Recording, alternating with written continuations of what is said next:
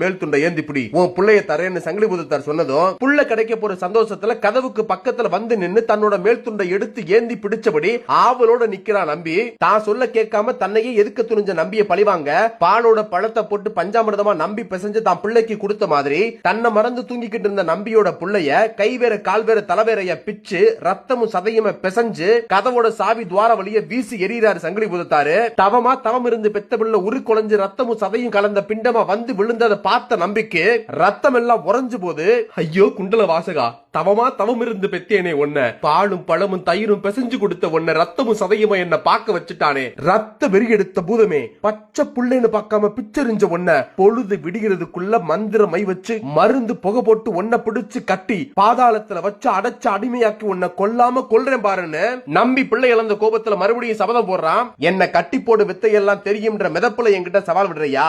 உன் மந்திர தந்திர வித்தையெல்லாம் தாண்டி உன் கண்ணு முன்னாடியே இந்த ஊரை விட்டு போறேன், முடிஞ்சா என்ன தடுத்து பருவ மந்திரத்தால என்ன கட்டிப்பாரு, உனக்கு ஊருக்கு நான் போன அடையாளத்தை சொல்ல அணையா வழக்க அணைச்சு போவேன், தல விருட்சமான மருத மரத்து வலது பக்கத்தையும் கோட்டை மதில் சபத்து 7 வருஷ கல்லையும் செதைச்சு சரிச்சு போவேன், அதை பார்த்து நீ தெரிஞ்சுக்கன்னு பூதத்தார் சொல்றாரு. தொழு நம்பி போட்ட சபதப்படி மந்திரத்தால பூதத்தார கட்ட முடியல. ஆனா பூதத்தார் சொன்னபடி அணையாத விளக்கணைச்சு மருத மரத்து வலது கிளமுறிச்சு கோட்டை செவத்தை சரிச்சு கோவில்ல இருந்து வெளியேறி திருக்குறுங்குடிய விட்டு கிளம்பி களக்காடு மலையை தாண்டி தென்பொதிக மலை ஏறி கரையாறு வந்து சேர்றாரு சங்கிலி பூதத்தாரு.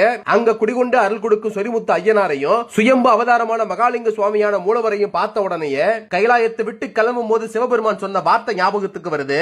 பூலோகத்துக்கு போய் என்ன மாதிரியே விளையாட்டெல்லாம் விளையாண்டு முடிச்சு தென் கைலாயமான பொதிகை மலைக்கு வந்து என்ன சேருவாயின்னு சிவபெருமான் சொல்லி அனுப்புறது மாதிரியே எங்கெங்கயோ ஓடி என்னென்னமோ செஞ்சு கடைசியில சேர வேண்டிய இடத்துக்கே வந்து சேர்ந்துட்டோம்னு தன்னைத்தானே சமாதானப்படுத்திக்கிட்டு சொரிமுத்து ஐயனார்கிட்டையும் சுயம்பு மகாலிங்க சுவாமி கிட்டையும் பரிவார தெய்வமா நிக்க அனுமதி கேட்டு மணிமுழுங்கி மரத்துக்கு கீழே நின்று சொரிமுத்து ஐயனாரோட பரிவார தெய்வங்கள்ல ஒருத்தனா நின்னு சங்கிலி பூதத்தார் மக்களுக்கு அருள் கொடுக்க ஆரம்பிக்கிறாரு. அவரோட பேரும் புகழும் அருளும் வரமும் அவரை தேடி ஒரு மக்களோட கூட்டம் நாளுக்கு நாள் அதிகமாக 8 திசையும் பரவ ஆரம்பிக்குது.